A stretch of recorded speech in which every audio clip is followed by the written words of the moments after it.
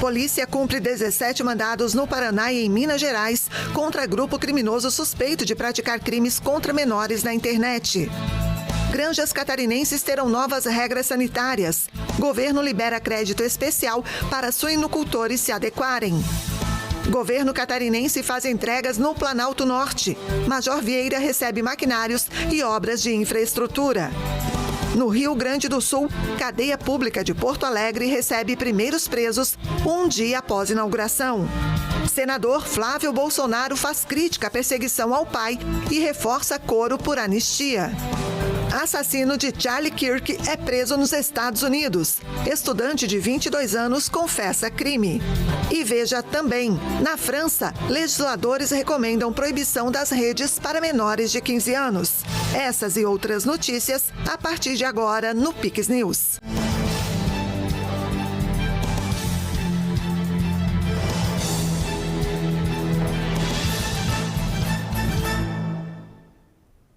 Olá, sejam todos bem-vindos ao Pix News desta sexta-feira. Agora no horário de Brasília, 8h03. A Polícia Civil do Paraná cumpriu na manhã desta sexta-feira 17 mandados judiciais contra indivíduos investigados por praticar crimes contra crianças e adolescentes na internet. A operação aconteceu em cidades do Paraná e em Minas Gerais. Ao todo, 60 policiais civis participaram da operação, que cumpriu 11 ordens de busca e apreensão, uma prisão temporária e 5 prisões preventivas em Curitiba, Colombo e outras 4 cidades do Paraná e em Frutal e Uberlândia, em Minas Gerais. No estado mineiro, a ação aconteceu com o apoio da Polícia Civil local. Entre os crimes investigados estão o estímulo à automutilação, a produção, compartilhamento e armazenamento de pornografia infanto-juvenil, o aliciamento de crianças, estupro de vulnerável por meio virtual e extorsão. Existem aí diversos modus operandi desses criminosos. Desde criminosos que utilizavam o armazenamento, sites para comprar fotografias e vídeos de crianças em pose sexual, até mesmo o crime de estupro de vulnerável cometido pelo meio virtual e, inclusive, também, em um dos casos, verificamos aí o auxílio, né, ao suicídio, né, a instigação ao suicídio e instigação também ao cometimento de automutilação na própria criança ou no próprio adolescente. De acordo com as investigações, os autores dos crimes não estão relacionados. Em um dos casos, as vítimas foram coagidas a produzir e compartilhar mais conteúdos pornográficos para não serem expostas publicamente na internet. Em outros, a Polícia Civil identificou que os suspeitos estimulavam menores de idade a praticarem a automutilação. Entre os investigados, um homem na casa dos 30 anos cometia o crime de estupro de vulnerável contra a meia-irmã, que à época dos fatos tinha 8 anos. Segundo o delegado, ele produzia conteúdos de cunho sexual e os divulgava nas redes sociais. Também é responsabilizado, inclusive algum dos presos também compartilhava esse tipo de material. Então, tanto o simples fato de armazenar já é crime.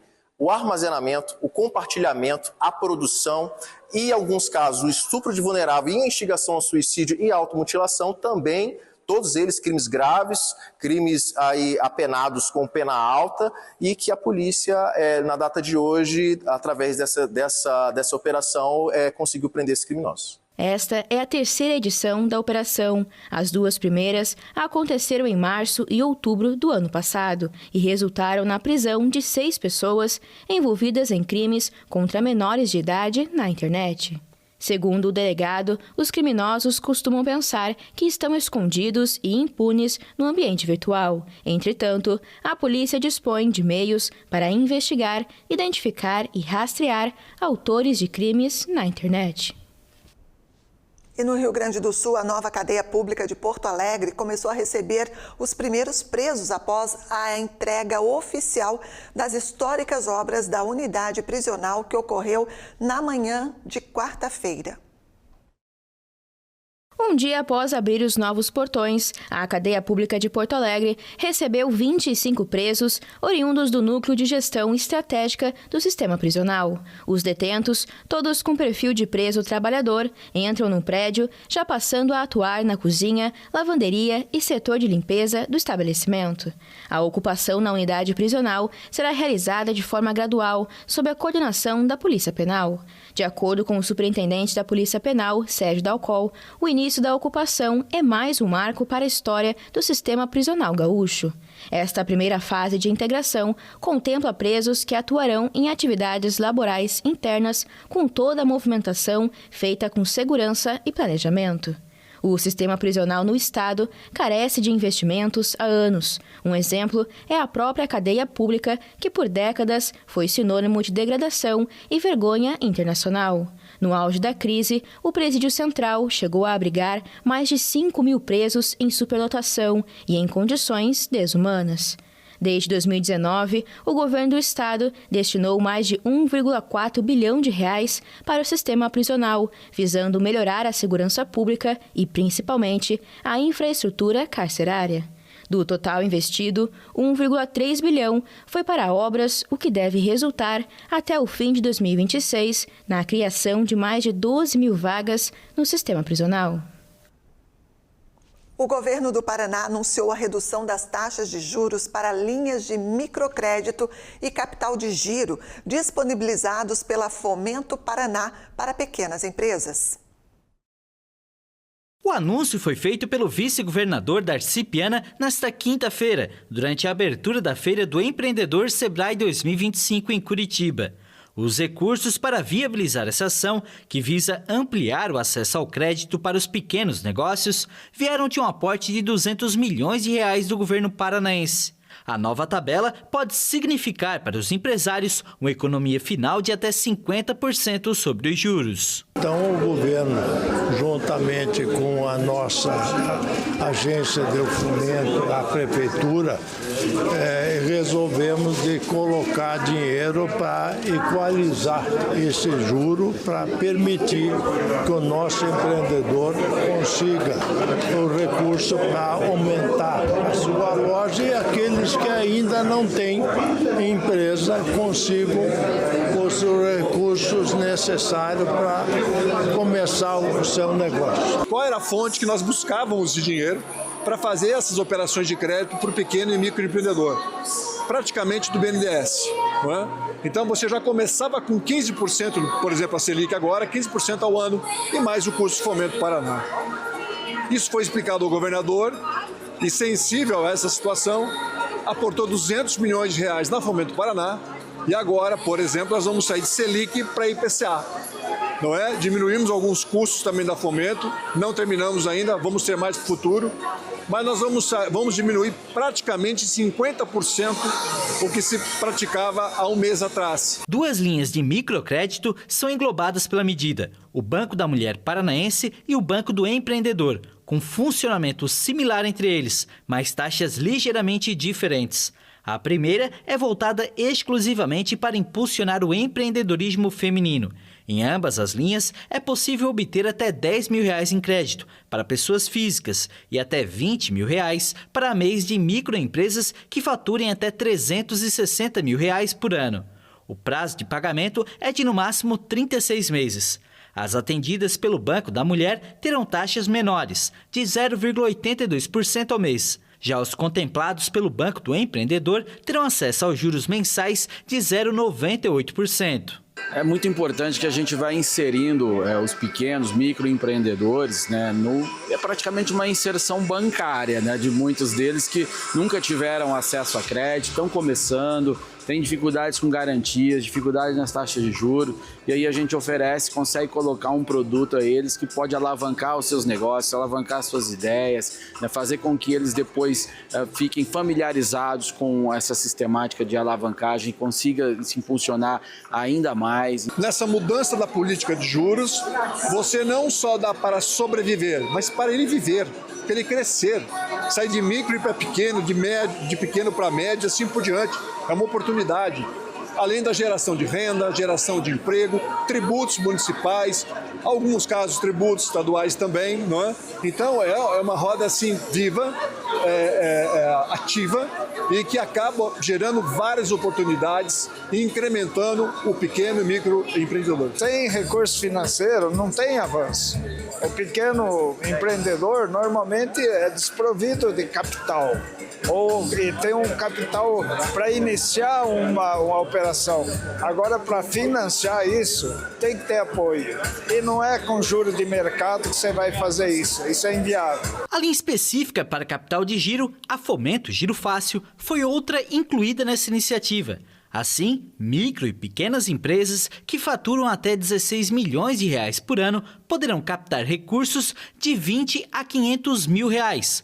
O prazo de quitação é de até 48 meses, com juros de 1,15% ao mês para pagamentos em dia.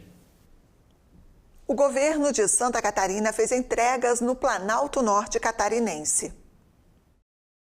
Em Major Vieira, o governador Jorginho Melo fez a inauguração simbólica de estradas e de uma quadra de esportes, a entrega de veículos e maquinários, além da aquisição do terreno do Parque de Exposição Novo Horizonte. Mais de 12 milhões de reais foram investidos na cidade, sendo cerca de 9 por parte do governo de Santa Catarina e pouco mais de 3 milhões em contrapartida do município. Recebemos com um grande orgulho, com uma alegria muito grande, porque a gente vem trabalhando muito para isso, né? Nós assumimos a gestão dia 1º de janeiro e desde então foi muito trabalho até agora. Então é muito projeto, é muito envolvimento que gera tudo isso, né? Então é só gratidão e agradecer realmente ao governador por esses programas que ele vem criando para que favoreça os municípios e possa ter uma maior entrega para os munícipes, né? Além das entregas, o governador e a prefeita de Major Vieira assinaram 3 ordens de serviço, orçadas em um total de aproximadamente R$1,5 milhão de reais. Melhorar o crescimento do norte de Santa Catarina. Amanhã é um motivo de muito orgulho inaugurar essa obra, como outras tantas, é bom que se diga isso, em Santa Catarina. O estado vive um bom momento. A gente arrumou as contas, apertou, economizou, ajeitamos a máquina pública, passamos o estado a limpo e agora fazendo entrega dessas obras. É tanta obra que eu não tenho nem tempo de inaugurar, é verdade. Você viu aqui, ó, inauguramos 5, 6 obras e tenho inaugurado, às vezes, uma escola com a placa da outra escola para o diretor levar lá para ir pregar, porque estrada, os buracos que estavam no acostamento esperando para entrar, acabou. Enfim, energia elétrica, saúde, fizemos uma revolução na saúde, enfim, Estrada Boa Rural que está vindo agora, que é um grande projeto. A gente vai aplicar mais 1 bilhão por ano em parceria com os prefeitos. Nós estamos transformando Santa Catarina, então eu estou muito feliz de estar visitando o Planalto Norte, entregando obras. As obras entregues foram executadas com recursos do governo do estado, viabilizados durante o programa Santa Catarina Levada a Sério. Municípios como esse, Major Vieira, né, que nunca, nesses mais de 50 anos, tiveram suporte como esse que o governador Jorginho colocou aqui. Então é uma alegria a gente poder ajudar o município e esse é o contexto do governador Jorginho Melo, né? É municipalista e quer sempre estar dando suporte e eu acho que aqui é o exemplo. Uma cidade de pouco mais de 8 mil eleitores, 8 mil pessoas, a gente está dando todo o suporte. As granjas de suínos de Santa Catarina terão que adotar novas medidas de biosseguridade. A determinação está em uma portaria publicada nesta semana e vale para todos os estabelecimentos do estado. A portaria da Secretaria da Agricultura e Pecuária e da SIDASC descreve um conjunto de práticas obrigatórias para granjas tecnificadas, como o controle de acesso, a desinfecção de instalações e equipamentos, além do manejo adequado dos dejetos. As regras entram em vigor em 60 dias. Para granjas já em funcionamento, os prazos de adaptação variam de 12 a 24 meses, dependendo do tipo de adequação necessária. Segundo especialistas, as medidas de biosseguridade são fundamentais para proteger a saúde animal e evitar a disseminação de doenças. Muitas granjas já adotavam esses protocolos de forma voluntária pela importância na qualidade e no comércio da carne suína. Nós vamos elevar de fato a nossa qualidade sanitária ainda mais. Santa Catarina já é o estado que tem a melhor sanidade do país, né? Por exemplo, o Japão só compra carne suína de Santa Catarina. Mas nós tínhamos ainda, nós estávamos carecendo dessa regulamentação. E hoje ela se efetiva e não é uma ação unilateral do governo, é uma parceria com as entidades representativas do setor, com os suinocultores, né? Com o intuito não de onerar, mas de melhorar o nível da nossa produção. Nós temos qualidade e quantidade aqui em Santa Catarina. Somos o maior produtor e exportador de carne suína do Brasil. A Portaria de Biosseguridade, ela traz como mandatórias determinadas práticas, como, por exemplo, o controle de acesso às instalações, o tráfego dos animais, ela disciplina situações de isolamento e de quarentena de animais, ela disciplina a higiene e desinfecção, o controle de resíduos e de dejetos, como, por exemplo, institui a obrigatoriedade da composteira dentro de condições técnicas e também ela exige uma procedência segura para o alimento e para a água. Esse conjunto de práticas mínimas, ele é necessário para prevenir doenças e garantir a produtividade. Uma linha de crédito especial vai ajudar os produtores na adequação às exigências. Para garantir que todos os produtores, inclusive os menores, possam se adequar, foi criado o programa Biosseguridade Animal SC. O financiamento prevê até R$70 mil por granja, com possibilidade de subsídio de até 40%, além de prazo de carência e pagamento parcelado em 5 anos. A sanidade do rebanho é considerada um dos principais diferenciais da carne suína catarinense, que no ano passado chegou a 78 países e gerou US$ 1 bilhão e 700 milhões em exportações.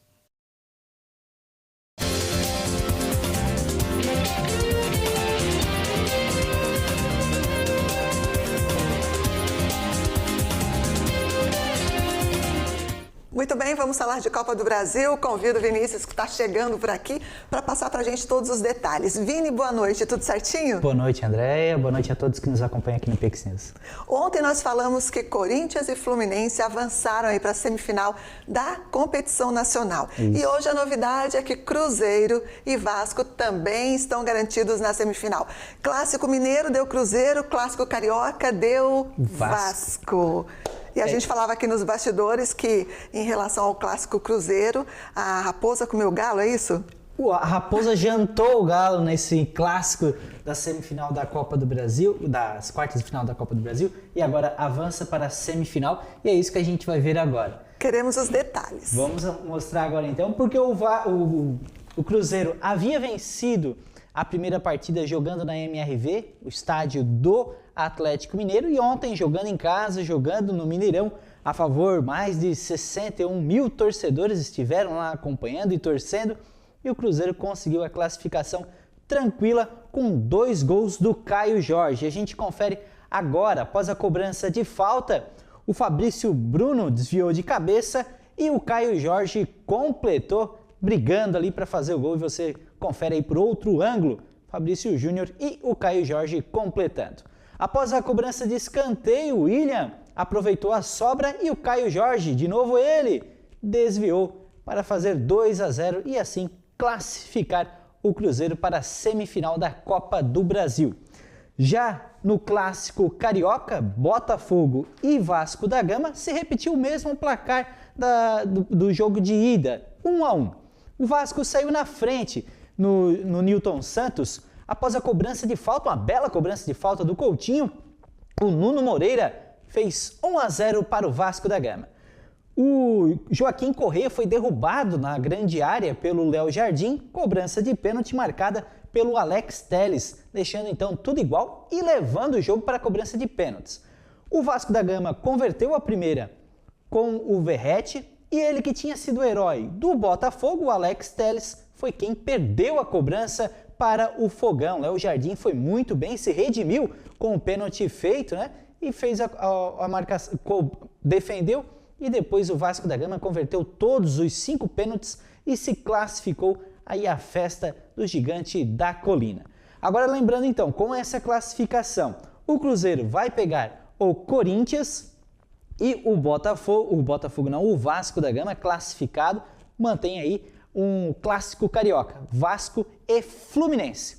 Os mandos de campos ainda vão ser decididos num sorteio feito pela CBF, ainda sem data definida.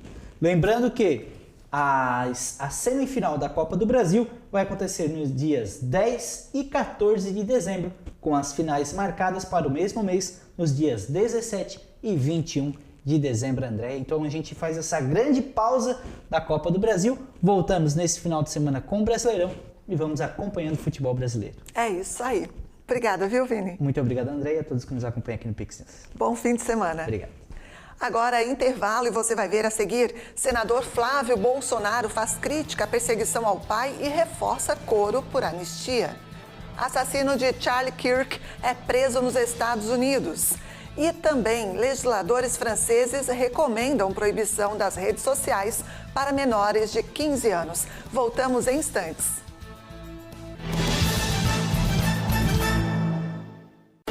Aqui no interior a estrada tem que ser boa.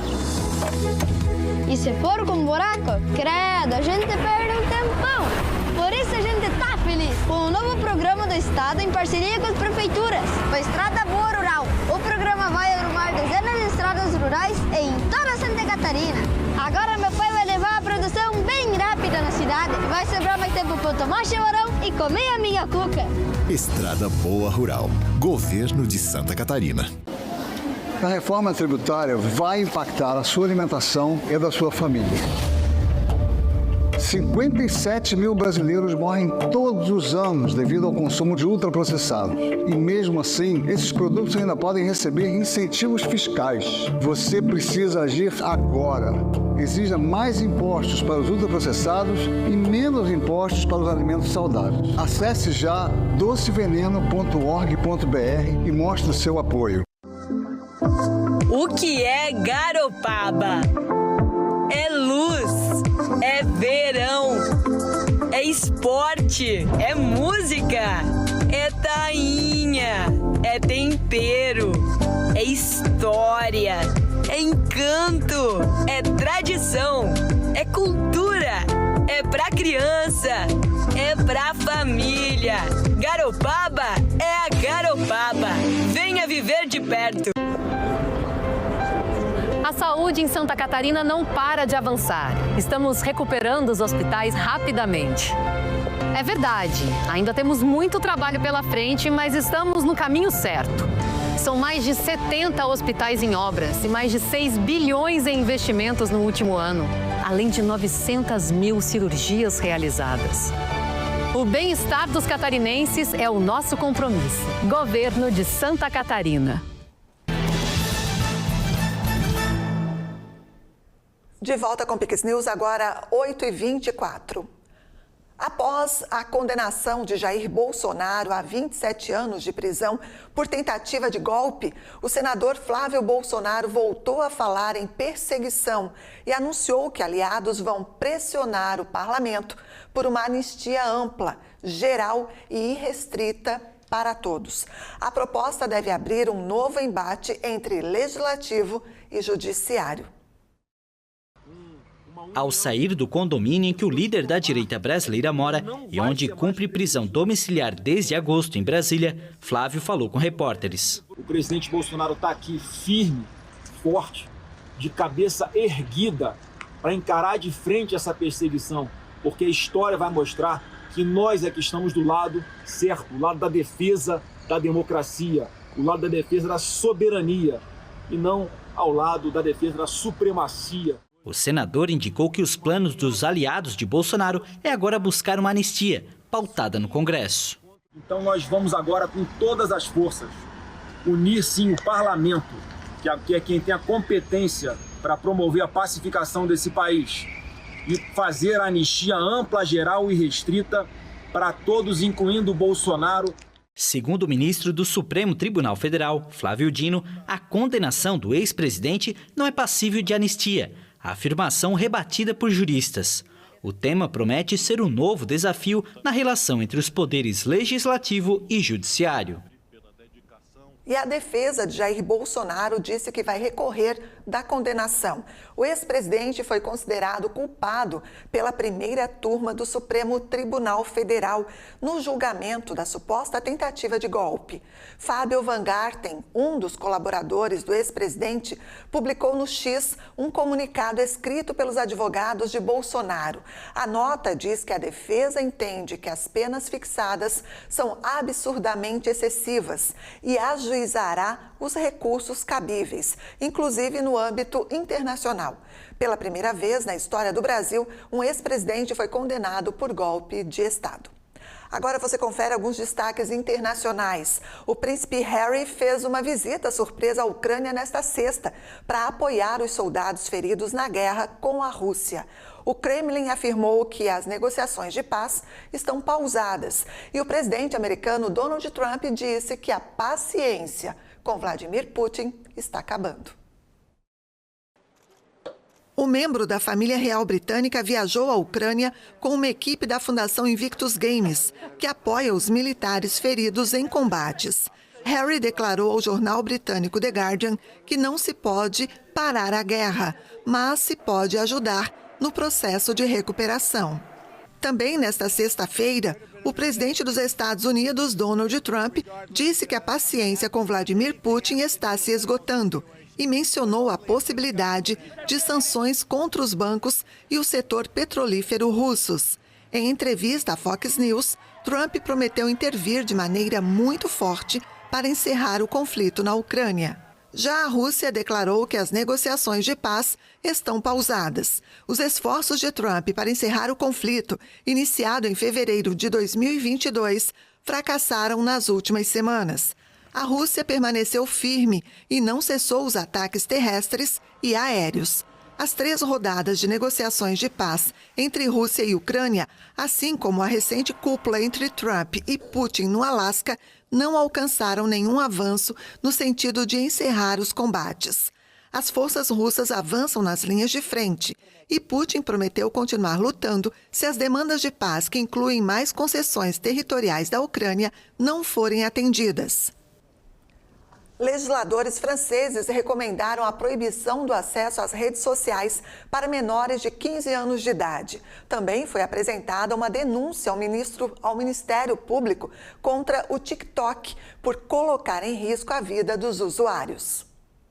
Os menores de 15 anos na França deveriam ser proibidos de usar as redes sociais e as pessoas com idades entre 15 e 16 anos deveriam seguir um toque de recolher digital noturno. A afirmação foi feita nesta quinta-feira por uma comissão parlamentar francesa sobre o TikTok. Precisamos retomar o controle sobre a vida dos nossos jovens e sobre a nossa vida em geral na França. E aqui me parece que há uma série de recomendações que estou fazendo, que podem ser implementadas muito rapidamente. De fato, a questão que é objeto de debate é sobre a proibição das mídias sociais antes de uma certa idade. Pessoalmente, eu apoio essa ideia e muitos de nós apoiamos. Mas isso não significa que a partir dos 15 anos seja livre para todos e que não haja mais perigo em navegar nas mídias sociais. As recomendações foram apresentadas em um relatório elaborado pelos membros da comissão após meses de depoimentos de famílias, executivos de redes sociais e influenciadores para analisar o algoritmo do TikTok, um aplicativo de vídeos curtos muito popular entre os jovens. O gabinete do presidente Emmanuel Macron já afirmou que queria proibir o uso por crianças e adolescentes, depois que a Austrália anunciou no ano passado que adotaria leis para impedir o acesso de menores de 16 anos às redes sociais. Além do relatório, o presidente da comissão, Arthur Delaporte, declarou à AFP que também apresentou uma denúncia ao Ministério Público contra o TikTok por colocar em risco a vida dos usuários. Do meu ponto de vista, a comissão concluiu que há pelo menos aspectos criminais ou, no mínimo, questões que merecem investigação para determinar se não há alguma forma de cumplicidade ativa, o que se poderia chamar de abstenção agravada, de certa forma, por parte da plataforma, que sabia que havia problemas causados pelas consequências do algoritmo e não agiu para preveni-los de forma eficaz. A comissão foi criada em março para examinar o TikTok e os efeitos psicológicos sobre os menores de idade após uma ação apresentada em 2024 contra a plataforma por 7 famílias que acusaram de expor os filhos a conteúdos que incentivavam o suicídio. O TikTok, que pertence à empresa chinesa ByteDance, insistiu que a segurança dos jovens é prioridade máxima. Representantes da plataforma declararam à comissão que o aplicativo utiliza um sistema de modernização aprimorado com inteligência artificial que no ano passado detectou 98% do conteúdo que infringia as condições de uso na França. O presidente dos Estados Unidos, Donald Trump, afirmou nesta sexta-feira que o suspeito do assassinato do influenciador de direita, Charlie Kirk, foi detido. O anúncio foi feito pelo próprio presidente americano, Donald Trump. Buscas intensas pelo criminoso eram realizadas desde quarta-feira. Acho que com alto grau de certeza temos o assassino sob custódia. Todos fizeram um ótimo trabalho. Trabalhamos com a polícia local, o governador, todos fizeram um ótimo trabalho. Tyler Robinson, este é o nome do suspeito de ter assassinado Charlie Kirk. A identidade foi confirmada nesta sexta-feira por Spencer Cox, governador de Utah, estado do oeste americano, onde o crime ocorreu. Segundo a autoridade, ele confessou o crime. Nós o pegamos. O membro da família de Tyler Robinson entrou em contato com um amigo da família, que ligou para o gabinete do xerife do condado de Washington com a informação de que Robinson havia confessado o crime.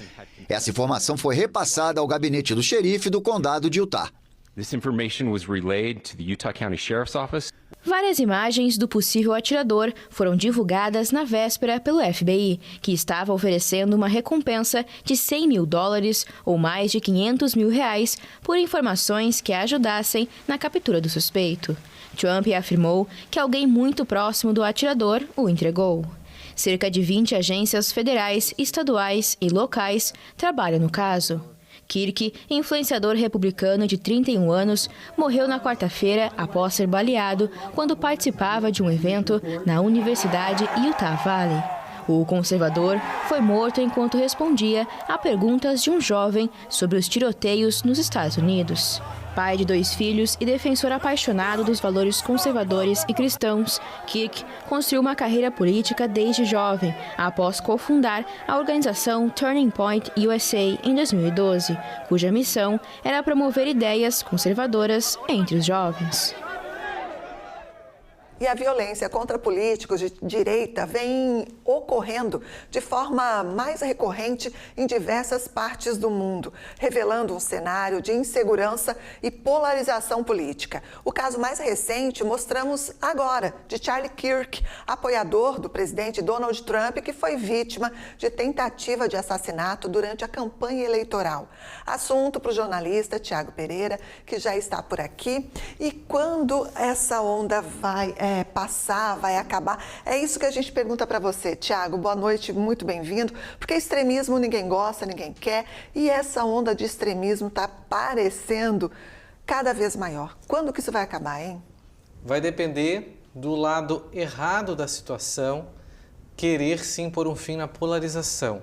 E aí, durante o meu comentário, a gente vai entender quem é que é o extremista dessa parada, se assim a gente pode dizer, dessa história que se está construindo.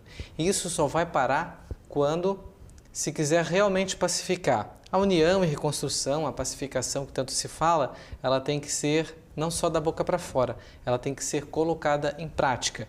Mas tem um espectro político que se criou, né, com o separatismo. Nós de um lado, vocês do outro, nós estamos certos, vocês estão errados. Enquanto isso ser cada vez mais pregado, o caminho é para que esse sonho que você pontuou dessa onda acabar é cada vez mais distante. Boa noite a você. Boa noite. E a nossa audiência qualificada nesse Sextou.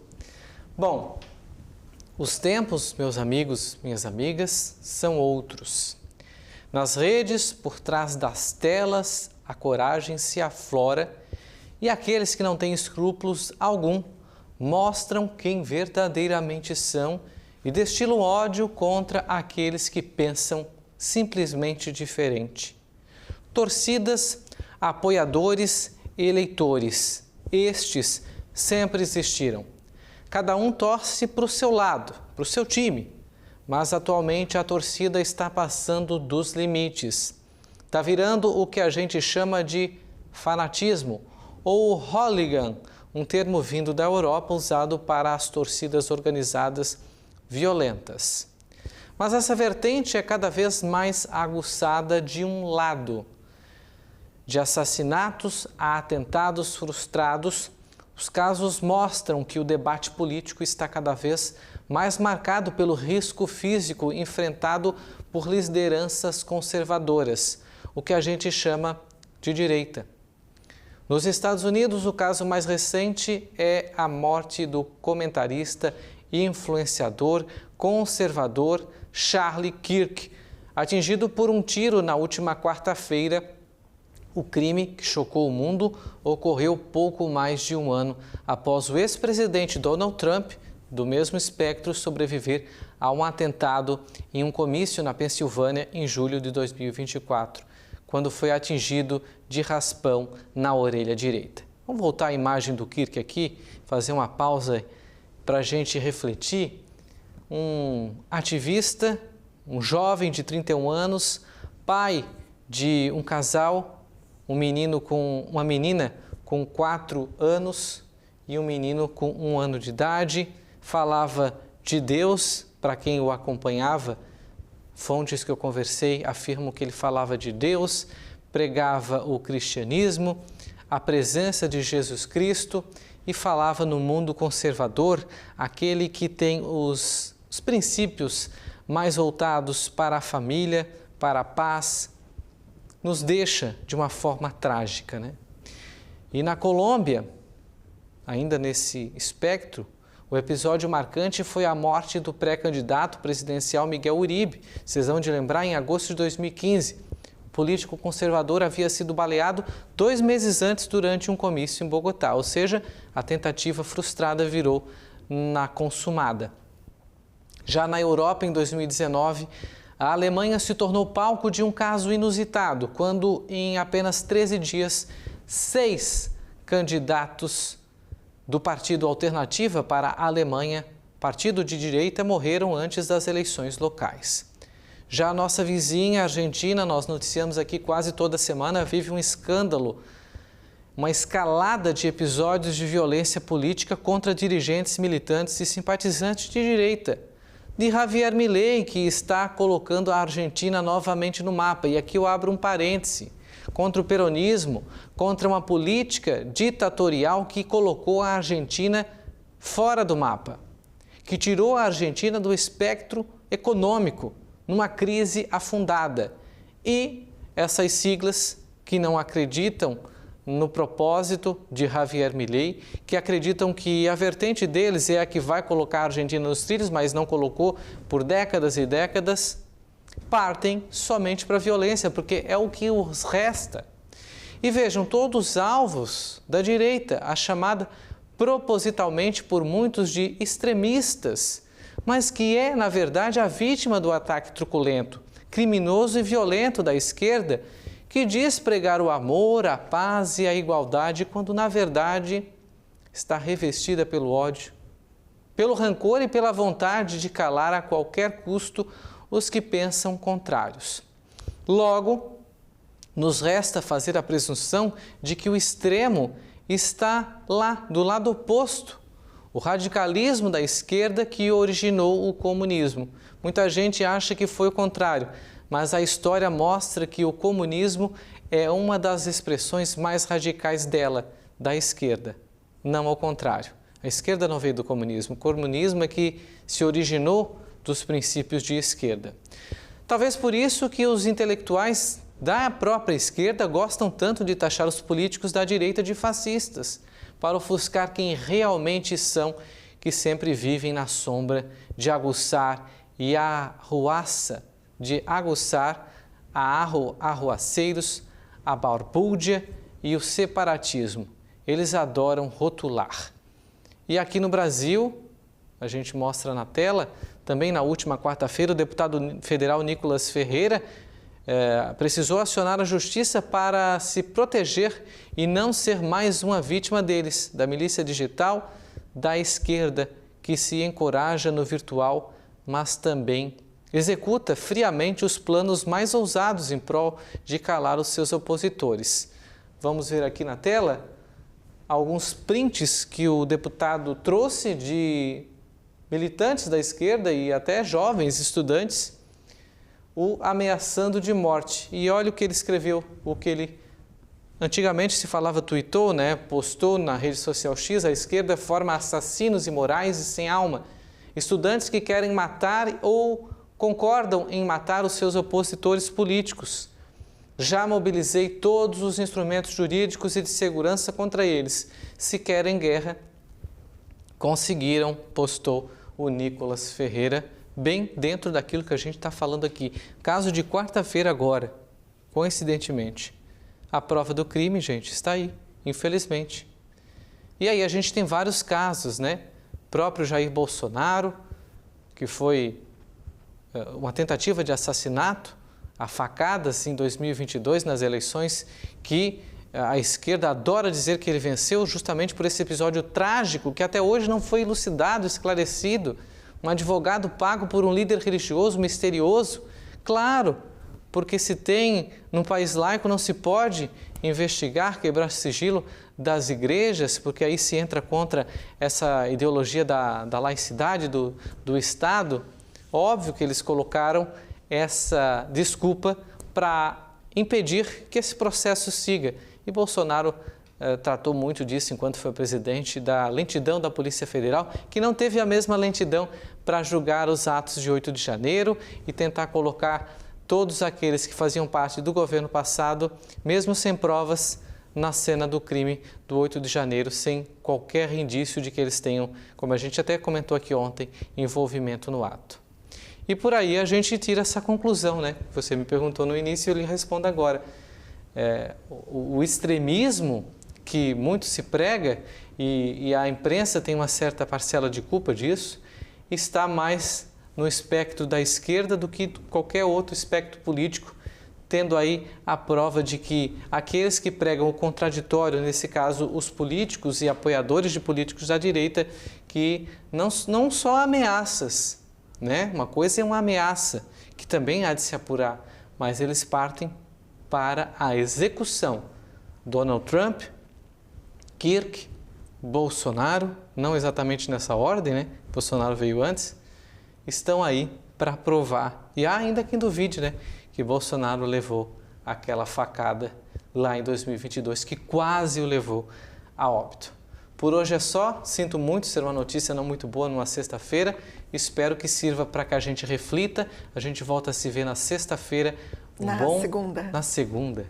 Um bom final de semana a todos. Eu aqui já estou emendando uma folga, Até segunda então. Bom Tchau. fim de semana, é a sexta que não sai da cabeça, porque sextou, gente. Sextou. Aproveite, mande um beijo para a família, em especial para o Otávio. Obrigado a todos. E a gente encerra esta edição com a informação que o túnel do Formigão, que fica no município de Tubarão, que é o trecho sul da BR-101, estará com o tráfego em meia pista neste fim de semana. A interdição inicia às 9 da noite de hoje e segue até às 9 da noite de domingo, no sentido Criciúma. Segundo a Via Costeira, que é a concessionária responsável pelo trecho, a interdição é necessária para serviços de manutenção e restauração de pavimento rígido no interior da estrutura. A concessionária alerta os motoristas que dirijam com cautela, pois a obra pode causar lentidão no tráfego e também pode gerar filas. Então, você motorista que vai trafegar aí pelo trecho sul da BR-101 a partir de hoje, muita atenção ali no túnel do Formigão, no município de Tubarão. E assim a gente encerra então o Pix News desta sexta-feira. As nossas reportagens e a íntegra da edição você pode rever no Pix News HD. Curta e compartilhe os nossos conteúdos. Mais notícias também no pixtv.com.br. Fique agora com o Cine Pix e a gente se encontra também na segunda-feira. Bom fim de semana a todos, aproveitem com responsabilidade. Até segunda. Pix TV, conectando você ao melhor conteúdo todo dia.